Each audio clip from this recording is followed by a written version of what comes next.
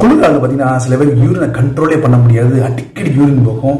Night தூக்கத்தில் urine control பண்ணாமல் ஓடுவாங்க பாத்ரூமுக்கு. இது சக்கரை வியாதியால் வர்ற யூரினோ அல்லது அந்த வயசானவங்க 60-70 வயசுக்கு அப்புறம் அந்த ப்ராஸ்டேட் ப்ராப்ளத்தினால அப்படி யூரினரி இன்கான்டினன்ஸே கிடையாது. குறிப்பாக இது பெண்களுக்கு, மிடில் ஏஜ் பெண்களுக்கு ஒரு 35-40 அப்புறம் பார்த்தீங்கன்னா அந்த மாதிரி பிரச்சனை யூரினரி இன்ஃபெக்ஷனால வரலாம். யூரினரி ட்ராக்ல இன்ஃபெக்ஷன், கிட்னியில் இன்ஃபெக்ஷன், சிறுநீர் பையான பிளாடர் இன்ஃபெக்ஷன், சிறுநீர் பாதையான யூரித்ரால் இன்ஃபெக்ஷன், இந்த மாதிரி இன்ஃபெக்ஷனால இந்த பிளாடர் என்ன ஆகும்னா, பிளாடர் நார்மலாக சுருங்கி விரியணும். நிறைய யூரின் கலெக்ட் ஆகும்போது விரிஞ்சுக்கும். அப்புறம் யூரின் வெளியே போகும்போது அப்படி சுருங்கிக்கும்.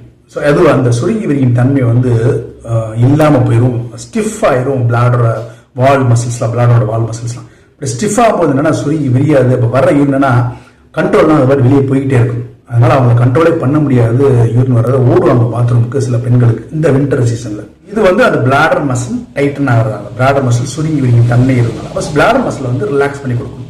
அப்படி பண்ணிட்டோம்னா இந்த பிரச்சனை சரியாயிரும். இன்னொன்று யூரினரி இன்ஃபெக்ஷன் எதாக இருந்தாலும், கிருமி தொத்து, பாக்டீரியல் தொத்து, அதாவது பிளாடர்லயோ சிறுநீர் பாதையில் இருந்தாலும் அதை சரி பண்ணிட்டாலும் இது சரியாயிரும். இந்த பிளாடர் மசில் விரிச்சு கொடுக்கறது பார்த்தீங்கன்னா சிம்பிளான யோகா முத்ராசனம் ஒரு ஆசனம் இருக்குது. ஒன்றும் கிடையாது. ஜஸ்ட் சமன் பண்ணி உட்காந்து தரையை தொடங்கும். அப்டமன் மசில் அப்படியே எங்கிற மாதிரி ஒரு 10 தடவை அந்த மாதிரி டெய்லி ரெகுலராக செஞ்சோம்னா இந்த bladder muscles relax, abdomen muscle எல்லாமே ரிலாக்ஸ் ஆகும். ரெண்டாவது யூரினரி இன்ஃபெக்ஷனை பொறுத்த வரைக்கும் கிரான்பெரி ஜூஸ்னு ஒரு ஜூஸ் கடைகள்லாம் விற்கிது.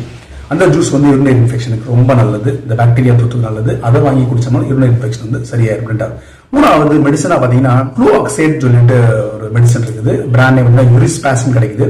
அது இந்த யூரினரி பிளாடர் மசில்ஸ் ரிலாக்ஸ் பண்ணி கொடுத்து, அது ஆன்டி ஸ்பாஸ்மோடிக் மெடிசன் சொல்லுவோம். எலாஸ்டிசிட்டி நார்மல் கொண்டு வரும் இந்த ஃப்ளூஆக்சைட் யூரிஸ்பாஸ் டேப்லெட். அதை வாங்கி நம்ம 2 வேளை ஒரு 5 நாள் சாப்பிடலாம். ஸோ இந்த 3 செஞ்சோம்னா இந்த யூரினரி இன்கான்டினன்ஸ் அல்லது யூரினரி அர்ஜென்சி இந்த மாதிரி பிரச்சனையிலிருந்து நமக்கு ஒரு விடுதலை கிடைக்கும். இந்த வீடியோ பிடிச்சா லைக் பண்ணுங்க சார்.